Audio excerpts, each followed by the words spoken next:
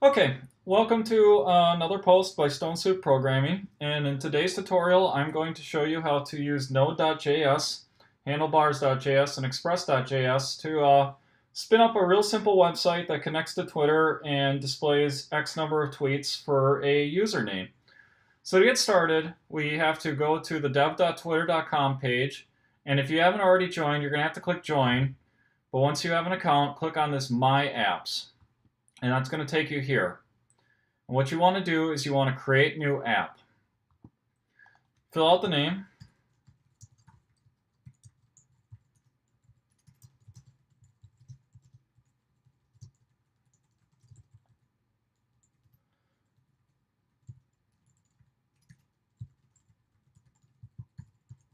And then you fill out your details and agree to the developer agreement. And then create your Twitter application. And if you get something like this, double check something. And I'm going to try again here. There we go. So now you're at the dashboard page, and what you need to do is you need to click on this keys and access token page.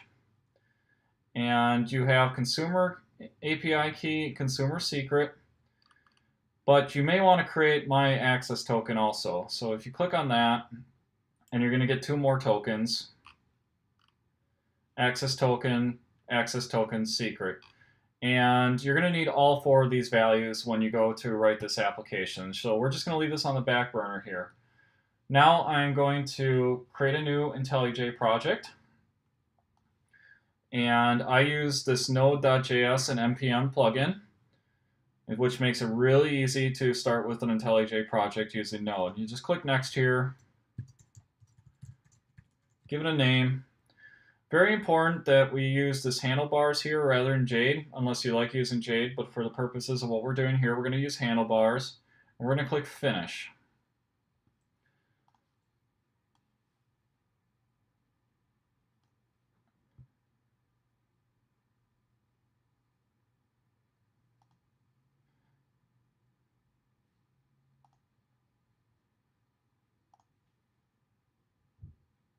And at this point, you're going to have an empty skeleton project, something like this, hopefully.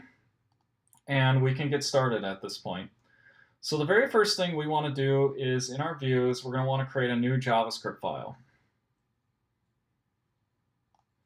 And we're just going to call it keys.js. And this is where we're going to store our Twitter keys. Idea being is that we're going to add this file to get.ignore if you choose to push this to a repository, but you certainly don't want to have your public keys out on the internet. So what you're going to do is define an object here.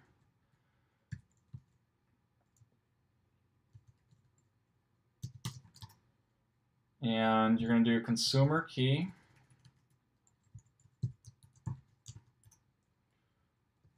Consumer secret. Access token key, access token secret, which we got those before. Now we're going to fill those out. I am going to move this off the screen real quick so that I'm not showing my credentials. But ideally what we're going to want to do is have string values, and you're just going to grab these values right off that Twitter dev page. So give me 1 second here while I do this. I'll fill these out.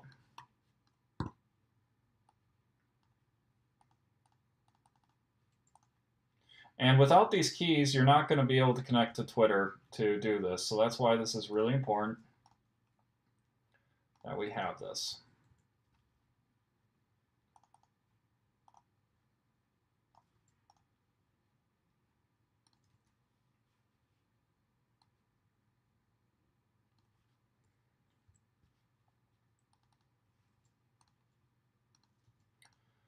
Alrighty. So at this point, I've now defined my keys file.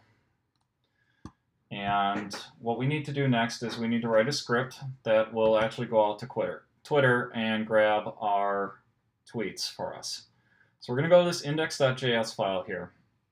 And you can see that IntelliJ already generated the code for our express.js and routers, but we need to install Twitter. So go ahead and open up your terminal.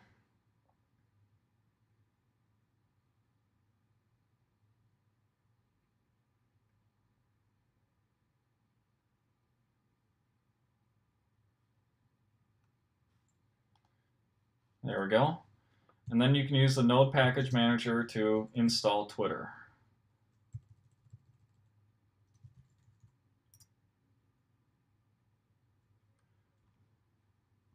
And this will go to the web and it'll grab our Twitter client for us. Now at this point, we can add Twitter into our project.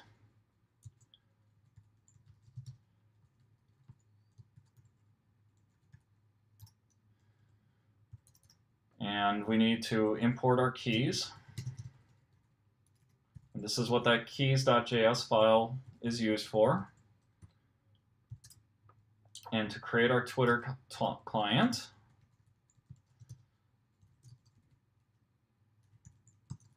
we just create a new Twitter object and then pass it our Twitter keys that we pulled from keys.js. And now we just need a variable to store tweets in. Now, for our HTTP GET request, we're going to want to change the title variable. I just call it Node Twitter. And the other thing we're going to want to do is we're going to want to pass a tweets object back to it, which will just be that tweets array that we create on line 8 here. And that's all we have to do for HTTP GET. Now we have to handle post.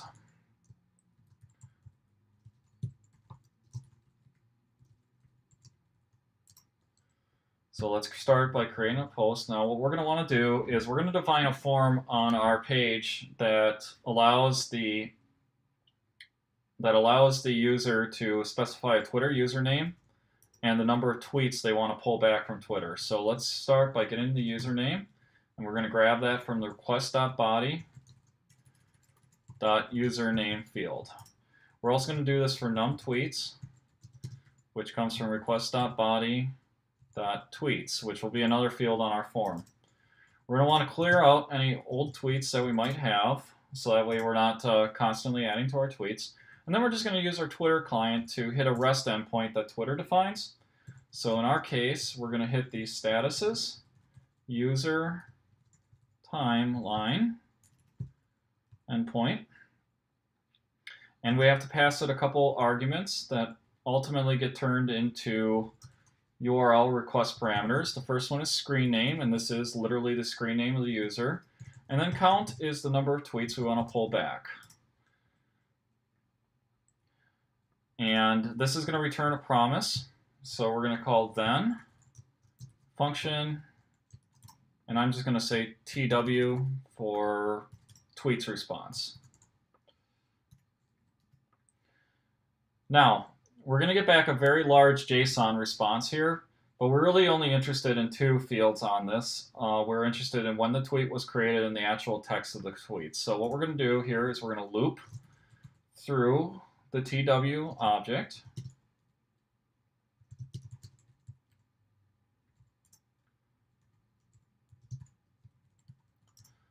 And we can push to our tweets. And we're going to push timestamp, which will be whatever our current tweet is. And then there's a created at property on that. And then the other one we want is the tweet itself. And we're going to get that from the text property on our TW object. And that's how we're going to populate an array of tweets that we're going to send back to the view. And at this point, we can actually render our page, pass it an index,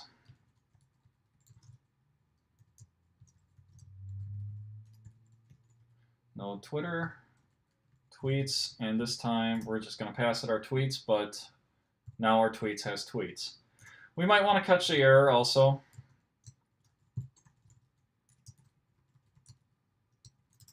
But this is actually optional, but I think it's a good practice to handle our error. So that way we get some sort of output. And this is literally all we have to do on the server end. Now, for rendering our... Okay, I see IntelliJ accidentally put the keys.js in the wrong file here, so I'm just going to move that real quick. Okay, so now we're going to go to our HTML templates, and this is going to render our view for us. So the first is this layout.hbs. For those people who aren't familiar, this actually holds all of the... This is common to every single page on our site. It's going to get pulled in on every one, so it's a good place to put our JavaScript libraries. And that's exactly what we're going to do here. We're going to add a script jQuery, and then we're going to also have Bootstrap. And that's all we're going to do on this page. Now, every single page we define in the site is going to have jQuery and Bootstrap. So now let's go to this index.hbs page, and this is where we're going to write our code that's going to handle our page. So first, and you can just follow along here.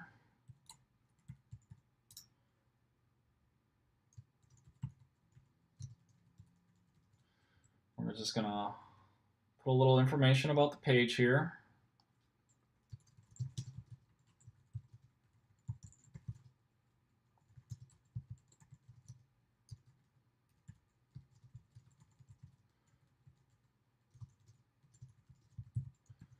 So there we go there. Now we need a form.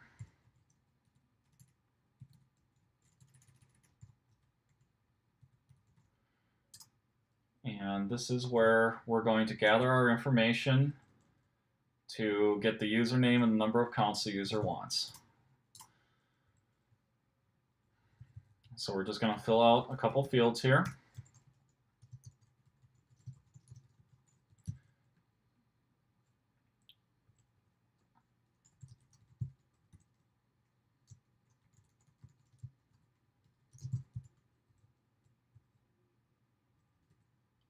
Now, this name variable has to match what we have in index.js because they ultimately become properties on the body. So you'll notice request.body.username. I'm going to call this username also. It has to match exactly. Otherwise, we won't be able to get the information. So that's our first form group. Then we're going to make another one here. And this is going to be for the number of tweets that we want.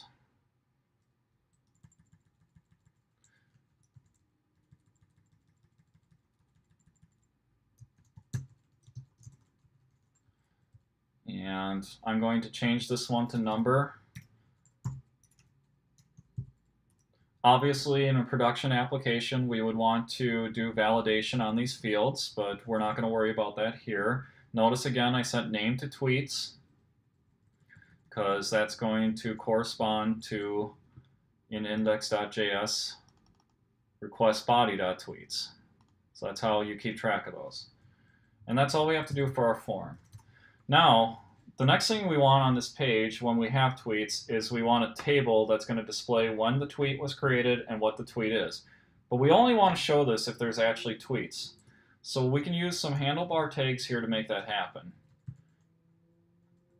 Remember that we pass back a tweets object to the view here. See this tweets in the JSON? So we can test if there's actually tweets by doing if tweets. And now we're going to make a table.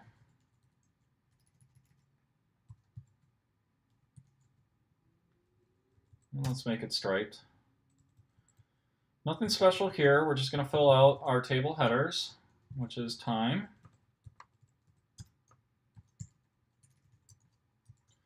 tweet. Now the next thing, you'll notice that we want table rows inside the table bodies. But we want one row for each tweet. That's not a problem with handlebars because we're just going to do each tweets. If you remember, tweets is an array. And inside here, we're going to populate our table rows. And this will loop through the entire array and write out one row. Remember that our tweets array has a timestamp value to it. If you look back in index.js, we push timestamp and we grab the created at. It also has the tweet itself,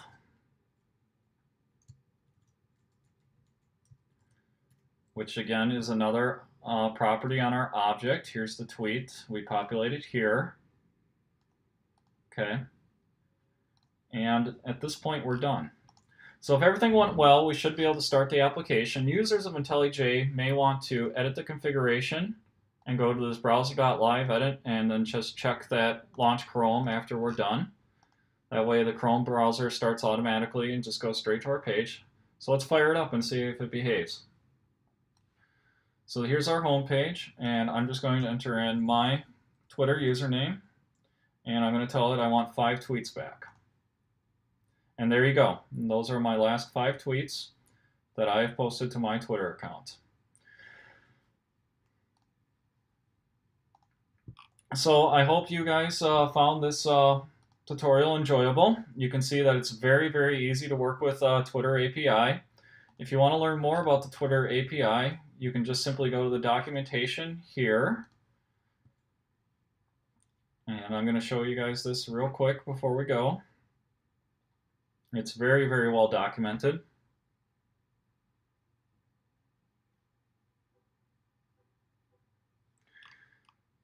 And then you will just want to do REST APIs, which is what our client is doing. It's a wrapper for REST APIs. And this part of the documentation tells you all about that. And then if you want to get the references for each endpoint, here they are. All the gets, all the posts. So if you have any questions or comments, feel free to leave them on the YouTube channel or visit my blog at stonesoupprogramming.com, where you can grab the source code for this example project and also ask questions there. Thank you for watching.